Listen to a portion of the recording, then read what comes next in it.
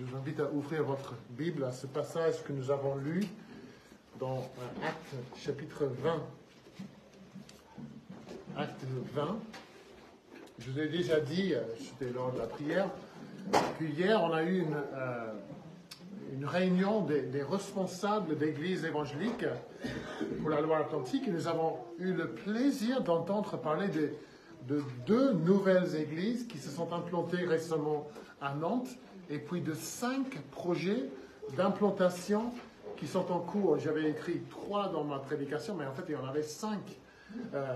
Et c'est tellement encourageant de voir que l'Église de Jésus-Christ est en train de progresser dans le département. Et hier, il y a eu 2 responsables qui ont parlé de leur Église, qui présentaient un petit peu leur Église. Et je me suis dit que j'écoutais, ce que j'écoutais, ça ressemblait beaucoup à ce qui est dans notre passage ce matin. Je ne parle pas du Técus, des gens qui s'endorment pendant le culte. Je ne parle pas de ça. Mais je parle de l'activité de l'Église, des priorités de l'Église, des besoins de l'Église et les sujets de prière pour l'Église. Et ce qui m'a beaucoup encouragé, c'était de voir que les priorités de ces nouvelles églises étaient les mêmes ou sont les mêmes priorités de l'Église du livre des Actes. Et on en a beaucoup, en tant qu'une Église, on a beaucoup de choses à apprendre grâce au livre des Actes. On dit souvent dans des églises, je veux quelque chose de moderne, je veux quelque chose de nouveau, quelque chose d'innovant. En fait, un des responsables hier, il a dit, en fait, dans notre Église, voilà ce que nous faisons, il n'y a rien de nouveau. C'est ce qu'on fait dans l'Église chrétienne depuis 2000 ans. Et c'est ça, on veut des choses anciennes, des choses qu'on fait depuis le peuple de Dieu dans la Bible. C'est ça qu'il nous faut. Et ce qui était important pour l'Église du Nouveau Testament, c'est toujours ce qui est important pour nous. Le monde n'a pas changé autant que ça, le cœur humain n'a pas changé autant que ça. Et dans ce passage, nous avons un modèle de ce qui compte vraiment dans l'Église de Jésus-Christ. On a un modèle à imiter. Ce n'est pas un modèle exhaustif. Il ne faut pas penser que c'est tout ce qu'on voit ici, c'est que ça qui se passe dans une église. C'est une partie de ce qui se passe. On voit quand même qu'il y a des priorités dans l'église primitive qui doivent être les nôtres aussi. Alors qu'est-ce qu'on voit dans ces versets? Quel modèle nous est présenté? Quelles sont les priorités à Éphèse, en Macédoine et à Troas? Qu'est-ce qu'on voit dans l'Église d'il y a 2000 ans qu'on devrait voir aujourd'hui? Il y a 4 choses. D'abord, on voit dans l'Église de Jésus-Christ, on s'encourage mutuellement. Ensuite, on va voir dans l'Église de Jésus-Christ, on fait partie d'une équipe. Après ça, on va voir dans l'Église de Jésus-Christ, on se réunit pour rendre un culte ensemble. Et puis, dernièrement, la dernière chose, c'est dans l'Église de Jésus-Christ, on a soif de la parole. Donc, 4 choses qu'on va voir dans ce passage ce matin. D'abord, dans l'Église de Jésus-Christ, on s'encourage mutuellement. Alors, ce serait bien de nous souvenir de ce qui vient de se passer dans le livre des Actes, chapitre 19, verset 23. À ce moment survinrent des troubles assez graves au sujet de la voix du Seigneur, c'est-à-dire des émeutes, beaucoup d'opposition à la foi chrétienne. Les gens se convertissent, les vies sont transformées, des personnes, ils abandonnent leur ancienne pratique, ils ne vont plus au temple d'Artémis, ils n'achètent plus leur truc, leur machin d'Artémis, et ils ne participent plus aux fêtes liées, les fêtes et à la débauche liée au culte d'Artémis. Ils cherchent à vivre désormais pour Jésus, dans un monde hostile à Jésus. Et on a vu, à cause de ça, il y a un choc de culture. Il y a un choc, le choc est tel qu'il y a une émeute qui a lieu à Éphèse. Une immense foule se rassemble pour crier « Grande est Artémis des Éphésiens ». Et c'est terrible pour les chrétiens. Il y a 2 chrétiens qui se trouvent devant une foule de 20 000 personnes à peu près, 25 000 personnes à peu près. Et ça dure des heures, des gens qui crient, qui s'énervent. Et donc c'est dans ce contexte-là où nous arrivons au chapitre 20. Et au chapitre 20, on voit que les choses se sont un peu calmées. au début du chapitre, nous disons, lorsque le tumulte eut cessé, la foule s'est dispersée, la situation s'est calmée, à la surface en tout cas, mais il reste des tensions. La situation pour les chrétiens est toujours très compliquée. Il y a toujours de l'hostilité. Et c'est à la lumière de cette situation, de cette hostilité, que Paul appelle les disciples ensemble, les disciples éphésiens, afin de les exhorter ou de les encourager. C'est le même mot en grec. Ça fait 3 ans qu'il est avec eux. C'est le plus de temps qu'il est passé avec n'importe quelle église. Mais là, et on va voir la semaine prochaine quand il parle aux anciens d'Éphèse à quel point il est proche de cette église. Il aime ces gens. Mais il doit partir. Il doit les laisser, les quitter. Et il les laisse dans une situation qui est loin d'être facile. Il part après 3 ans de ministère et ils ont vu Dieu à l'œuvre, mais le grand apôtre tant aimé, imaginez Paul comme pasteur pendant 3 ans, le grand apôtre, il doit partir. On peut imaginer ce que ressentent les Éphésiens. Alors donc, qu'est-ce qu'il fait? Paul, il les appelle pour les encourager, pour les exhorter. Puis on va au verset 2, qu'en traversant la Macédoine, en rendant visite à des églises, que fait Paul? Il traversait en nous lisant ce territoire, en adressant aux gens de nombreuses exhortations. C'est exactement le même mot.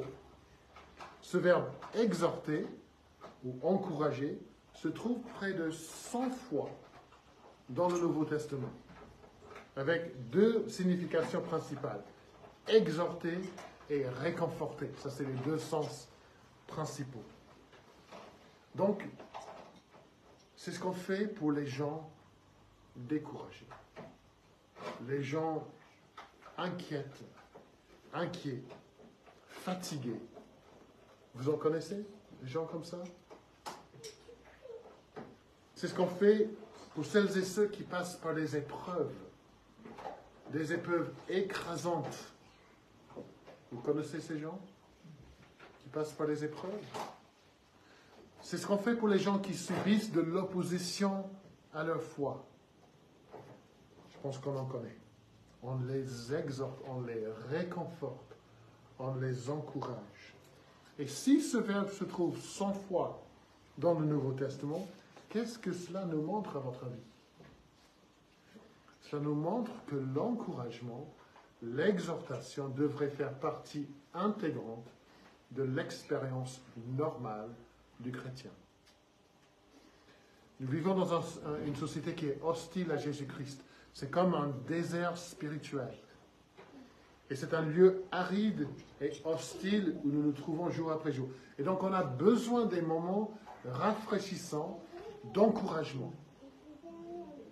Dans ce désert hostile, nous avons besoin de l'eau de l'encouragement qui nous aide à continuer. Et voilà une des raisons pour lesquelles Dieu nous place dans des églises, afin de s'encourager mutuellement. Un temps de prière ensemble, un temps de louange, un temps autour de la parole ensemble, un culte. Ce sont des oasis dans le désert. Un coup de téléphone ou un SMS envoyé au bon moment, c'est un encouragement, c'est une boisson fraîche qu'on apporte à quelqu'un, un verre d'eau qu'on apporte à quelqu'un qui est dans le besoin. Ne sous-estimons pas l'importance et l'impact d'un tel geste. Et cette responsabilité revient à nous tous. Ne pensez pas, en fait, c'est aux autres de m'encourager. Moi, j'ai besoin d'encourager. Peut-être que c'est vrai que vous avez besoin d'encourager, mais vous aussi, vous devez encourager les autres. Chacun et chacune d'entre nous devrait se poser la question, qu'est-ce que je pourrais faire aujourd'hui, cette semaine, pour encourager mes frères et sœurs en Christ? Pensez de façon pratique. Pensez à ce que les autres ont fait, ce qui vous a encouragé. Et faites de même pour les autres. Moi, je me souviens de la fois où la personne m'a fait ceci, ça m'a vraiment aidé. Faites de même pour quelqu'un d'autre. quelles mesures pourriez-vous mettre en place pour devenir une personne, ou pour continuer à être une personne qui encourage? Dieu vous donne, Dieu me donne cette responsabilité. C'est pas que je quitte ce lieu le dimanche et j'oublie les gens qui sont là jusqu'au dimanche prochain. Et puis on se revoit, ça a été la semaine. Non, on a une responsabilité tout au long de la semaine. Et si vous trouvez que vous ne faites pas grand-chose, prenez un cahier cette semaine et écrire une liste des choses que vous pourriez faire pour encourager les uns et les autres. Ou demandez aussi, qu'est-ce que je pourrais faire? Pourquoi pas demander aux gens? Parlez-en aux autres et pose-leur la question. Et puis, encouragez. Mettez en pratique afin de répondre à ce besoin important. Donc, dans l'Église de Jésus-Christ, on s'encourage mutuellement. Deuxième chose que nous voyons, c'est que dans l'Église de Jésus-Christ, on fait partie d'une équipe. Si je vous dis, on va parler foot pendant un moment, this is not in the text, c'est pas dans le... On va parler foot. Je vous dis un mot, et vous me répondez par un mot. Argentine. Messi, voilà. Tout de suite, vous dites Messi. Pourquoi est-ce que vous faites ça? Parce que vous pensez une équipe, une personne. Non, c'est une équipe. Combien d'autres joueurs de l'équipe d'Argentine pourriez-vous me nommer? Peu. Peu. Et c'est ça le danger pour l'Église. On pourrait aller dans une autre église, ici on va dire Église de la Beaujoire, Gérald Seed. Voilà. Parce qu'on a tendance à penser à une personne. C'est pas ça l'Église. C'est pas ça. Et c'est ce que nous voyons dans ce passage. Dans le livre des Actes, on voit plutôt Paul et Pierre, un petit peu d'autres personnes, Philippe, Étienne, Barnabas, mais le verset 4 nous rappelle l'image que l'Église de Jésus-Christ, dans l'Église de Jésus-Christ, on fait partie d'une équipe.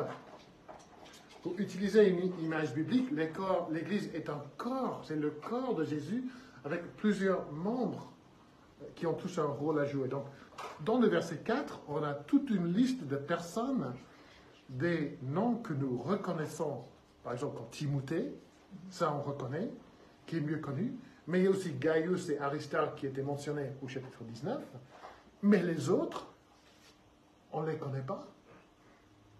On les voit peut-être une ou deux fois ailleurs dans les lettres de Paul, mais c'est tout.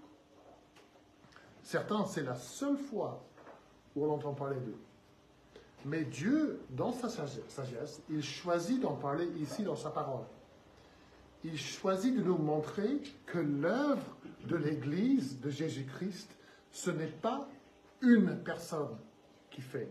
Ce n'est pas un homme orchestre. Vous avez cette image d'un monsieur qui a tous les instruments de musique et qui marche dans la rue et il joue 5 ou 6 instruments. Non, c'est un orchestre, l'Église de Jésus-Christ. Ce n'est pas un homme. Tous ont un rôle à jouer, un instrument à jouer. Certes, Paul et Pierre, ils jouent un rôle plus visible. Et c'est souvent le cas dans une église. Mais puisque certaines personnes sont plus visibles et certains rôles sont plus visibles, il ne faut pas penser que les autres parties du corps sont moins importantes. Et que les autres, ils deviennent des spectateurs. Ce n'est pas le cas. Et c'est la responsabilité des dirigeants, les anciens de l'Église, d'encourager les membres à participer pleinement dans la vie de l'Église. Cette responsabilité tombe sur nous, mais c'est aussi aux membres de l'Église d'accepter la responsabilité qu'on leur donne, ou que possible. Et je suis persuadé, je parle de notre Église, mais je suis persuadé qu'historiquement, dans notre Église, ce n'est pas quelque chose que nous faisons bien. Et ça, il faut que ça change. Je pense que nous devons chercher à développer les possibilités pour servir. Et le modèle biblique, c'est un modèle où les gens s'engagent. Tous participent selon leurs dons, selon leur disponibilité, selon les occasions de servir. Et ce qui se passe, si ce n'est qu'une ou deux personnes qui servent, ces gens-là, ils deviennent épuisés, même frustrés. Et puis les personnes qui n'ont pas l'occasion de servir, eux aussi ils deviennent frustrés, parce qu'ils ont envie de servir. Alors, que Dieu nous donne tous ce désir de servir. Que nous soyons tous disponibles pour servir. Et que nous ayons la joie, dans les mois, les années à venir, de servir ensemble au sein du corps de Jésus-Christ. Ça, c'est le modèle qui est présenté ici. Et c'est le modèle de Jésus aussi. Jésus n'a pas cherché à tout faire tout seul. Il a délégué des responsabilités à des disciples. Est-ce qu'il aurait pu faire mieux lui-même? Sans doute. Mais il a quand même délégué cette responsabilité à ses disciples. Et on entend très peu de la plupart de ses disciples. Très peu. Une bonne moitié de ses disciples, et on ne les voit pas. Mais ils ont servi dans la tâche accordée par Jésus. Avec humilité, tout en acceptant la responsabilité. Donc l'Église de Jésus-Christ en fait partie d'une équipe. Troisième chose que nous voyons, dans l'Église de Jésus-Christ, on rend un culte ensemble. Le verset 7, si vous regardez bien le verset 7, c'est la première fois, le premier verset dans le Nouveau Testament qui décrit un culte d'adoration chrétien. C'est ce que les commentateurs nous disent, ce qui se passe ici, c'est un culte en quelque sorte. Et c'est la première chose à noter ici, c'est le jour où ce culte a lieu. Regardez le début du verset 7, le premier jour de la semaine. Et cela indique un changement radical dans la pratique du peuple de Dieu, et il faut comprendre pourquoi. Au lieu de se réunir le sabbat, le dernier jour de la semaine, comme faisaient les Juifs, le peuple de Dieu se réunit désormais, ici, le premier jour de la semaine. Et plus tôt dans le livre des Actes, on lit des disciples qui se rendaient à la synagogue le sabbat, mais là, c'est différent. Alors, pourquoi ce changement? Ben, la raison principale, c'est que Jésus est ressuscité le premier jour de la semaine.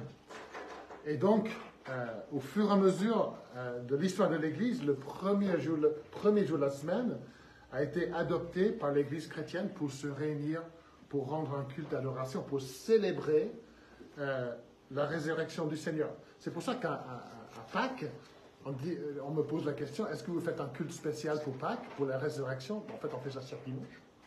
Le fait de venir ensemble chaque dimanche, c'est une façon de dire Jésus est ressuscité, le jour du Seigneur. Et on peut bien faire un culte de Pâques, il n'y a pas de raison pour ne pas le faire, mais le fait de se réunir le premier jour de la semaine, et je m'énerve, mais dans l'école, quand on prend les jours de la semaine, on dit lundi, mardi, maintenant on dit dimanche, lundi, mardi. Mais voilà, donc j'insiste là-dessus, mais c'est pas grave si en apprenant les jours de la semaine, vous dites lundi, mardi, non. Premier jour de la semaine, dimanche, lundi, et ainsi de suite. Je ferme les parenthèses.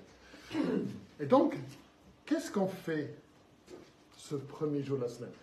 Dans le livre de l'Apocalypse, Jean appelle ce jour le jour du Seigneur. Tout à l'heure, c'est ce que Annick a dit.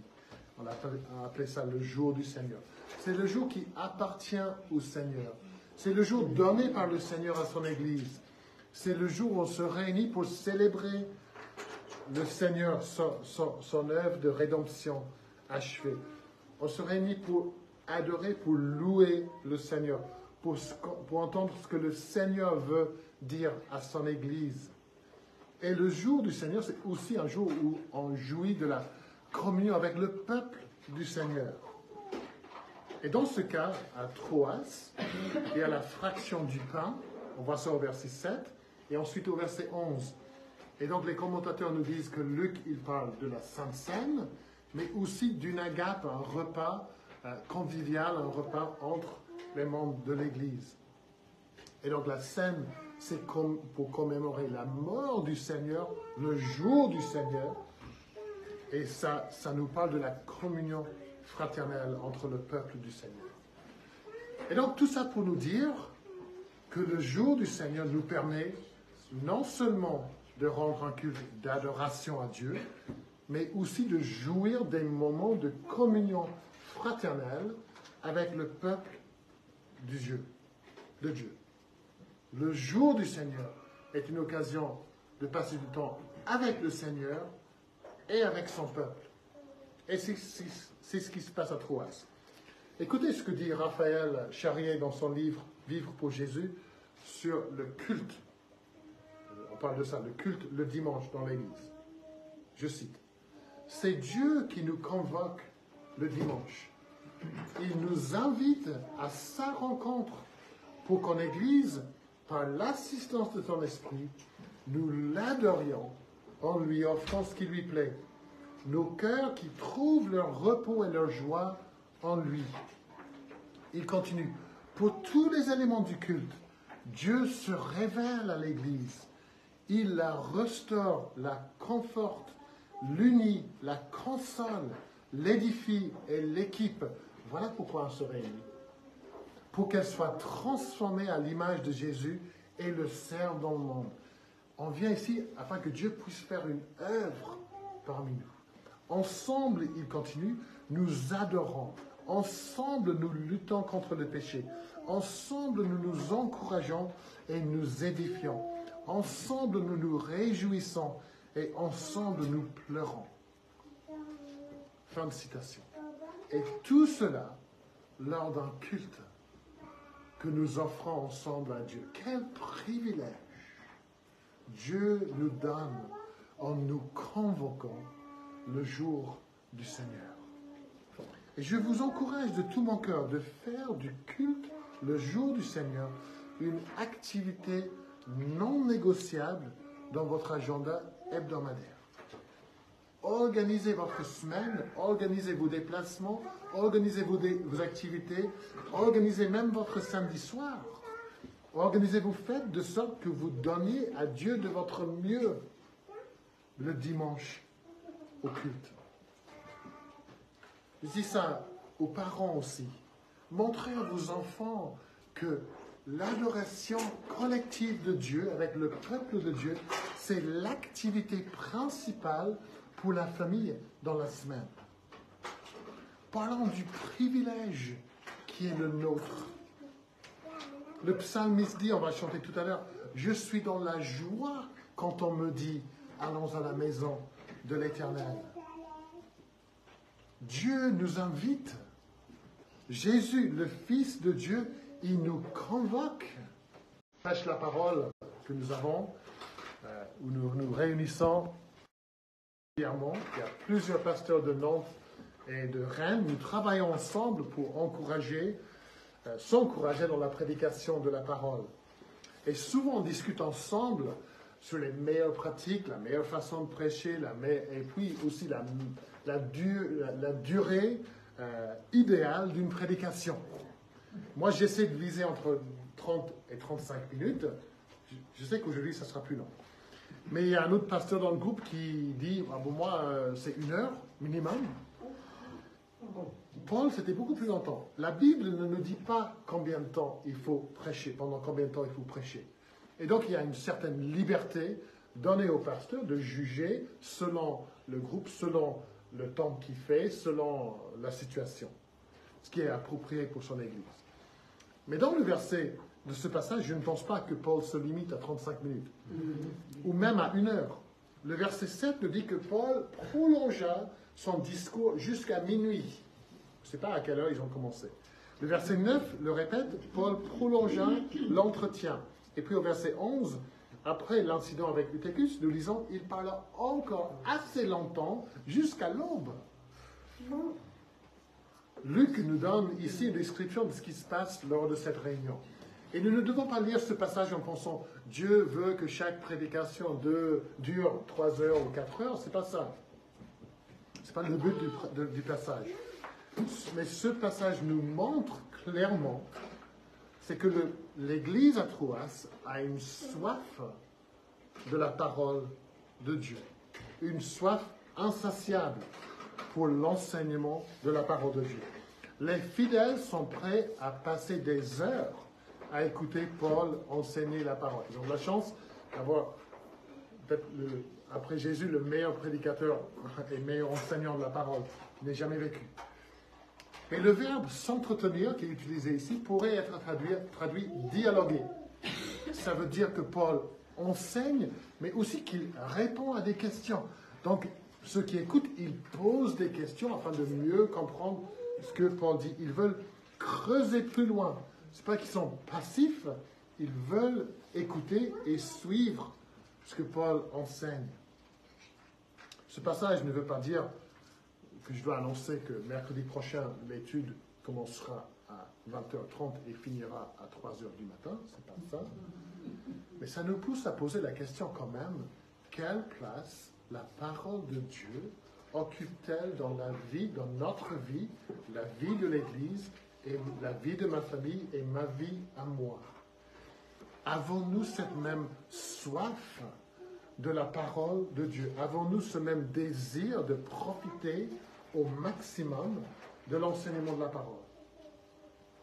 Et la place de la parole est soulignée par les passages, dans ce passage, par les événements autour de la mort d'Eutychus. Je pense que c'est ça le but de cette histoire. Toutes sortes de choses ont été écrites sur ce jeune. Dans Luc, par le verset 9, j'ai écouté une prédication cette semaine où le pasteur disait que cet épisode sert à avertir les personnes qui ont l'habitude de s'endormir. Je regarde attentivement, il n'y a personne. Mais qui ont l'habitude de s'endormir pendant le culte. Honnêtement, je ne pense pas que ce soit le but de cette histoire.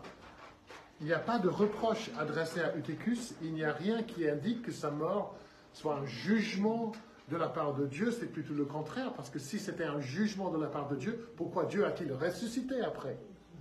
Ce n'est pas un jugement.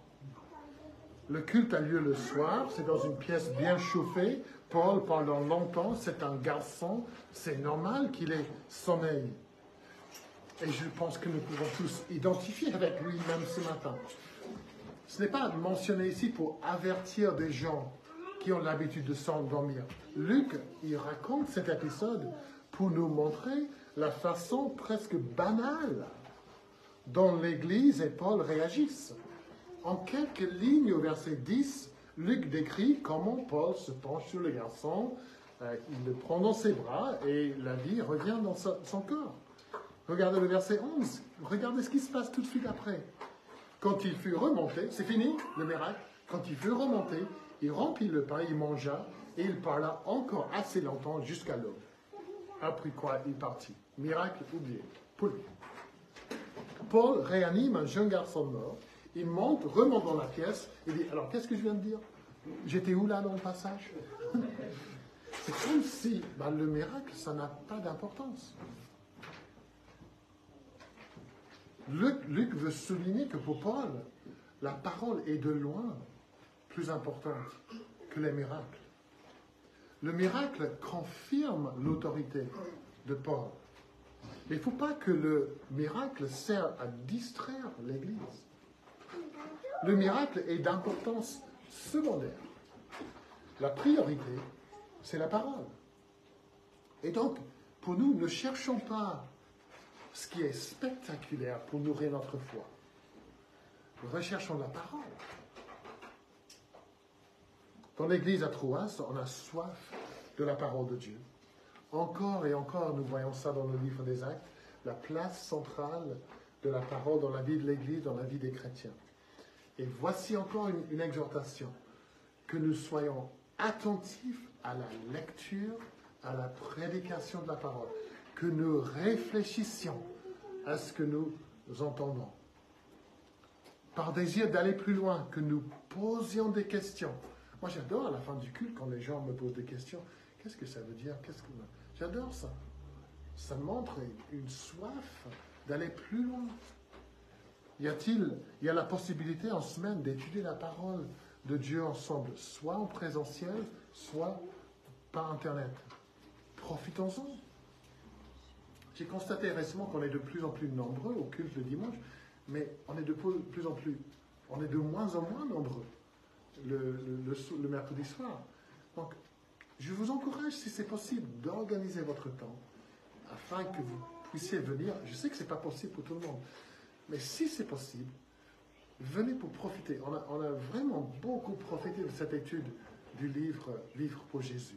Et je souligne, je sais que ce n'est pas possible pour tout le monde, mais si c'est possible, je vous encourage à profiter de cette occasion d'étudier la parole ensemble. Il y a énormément de ressources qui nous aident à creuser dans la parole de Dieu. Il y a des livres, il y a des sites internet, il y a des prédications. Profitons-en pour grandir dans notre foi. Et n'oublions jamais que le but n'est pas simplement de cocher une case pour dire, voilà, j'ai lu ma Bible, je passe à l'activité de la journée. Non. Le but de toute étude de la parole de Dieu, c'est de nous aider à approfondir notre amour pour le Seigneur. Et si ce n'est pas ça, nous passons à côté de la plaque. Le but, c'est de nous aider à mieux comprendre qui est Dieu, qu'est-ce qu'il a fait, qu'est-ce qu'il fait, qu'est-ce qu'il fera, afin que je puisse l'adorer, le servir. Pourquoi veut-on mieux comprendre? Pour mieux adorer, pour mieux glorifier. Si j'écoute une prédication, si j'assiste à une étude biblique, je veux que ça m'aide à contempler davantage la gloire et la beauté du Christ. Je veux que ça me pousse à l'aimer davantage. Nous devons faire attention dans une église où nous mettons l'accent sur l'enseignement de la parole de Dieu, que ça ne devienne pas simplement une activité intellectuelle. Il ne faut jamais que ce soit ça. Jamais. Le but de l'encouragement, le but du travail en équipe, le but du culte, que notre amour pour Dieu, Père, Fils et Saint-Esprit puisse grandir. Et que son nom puisse être glorifié. L'Église, le peuple de Dieu, a pour but la gloire de Dieu. Aimer Dieu, lui rendre gloire, jouir de la communion avec lui. En tout ce que nous faisons, ça, c'est le but. L'Église à Éphèse et à Troas nous montre comment le faire.